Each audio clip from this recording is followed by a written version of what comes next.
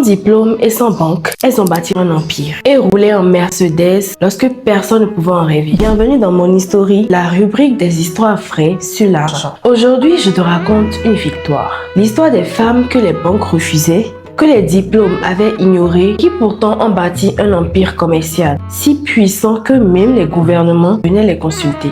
Elles s'appelaient les Nana Beans. Dans les années 50, à Lomé, la capitale du Togo, sur le grand marché, des femmes vendent du tissu, de famille wax. Rien ne les prédestine à la fortune. Beaucoup n'ont pas fait d'études, certaines ne savent ni lire ni écrire. Quant aux banques de l'époque, elles n'accordent pas de crédit aux vendeuses du marché. Pas de salaire fixe, pas de papier, pas de dossier.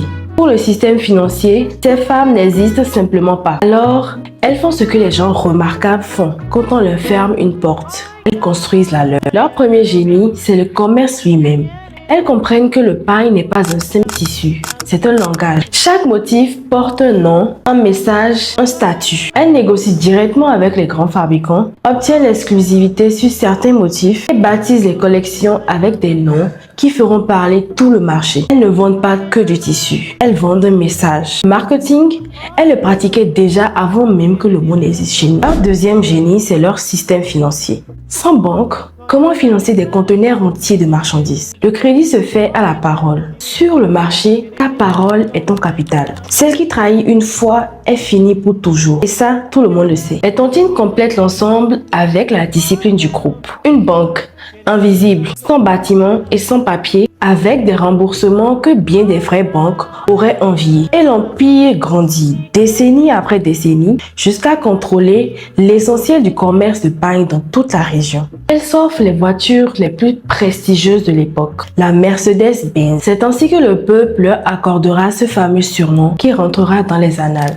Les Nana Beans. Mais la vraie révélation de cette histoire, ce ne sont pas les Mercedes. C'est ce que ces femmes ont prouvé au monde. Le capital le plus puissant qui existe n'est ni le diplôme, ni le bâtiment, ni l'argent de départ. La confiance organisée avec discipline. Elles ont bâti sur la parole donnée ce que d'autres n'ont pas réussi à bâtir sur du béton. Tout ce que nous utilisons aujourd'hui, tels que les transferts de téléphone à téléphone, les comptes sans agent, reposent exactement sur le même principe. Remplacer la paperasse par la confiance organisée et vérifiable. Les Nana Beans avaient 50 ans d'avance sur la finance moderne. Elles ne le savaient pas, mais toi tu le sais. C'était mon History. Prends soin de ton argent et de ta parole.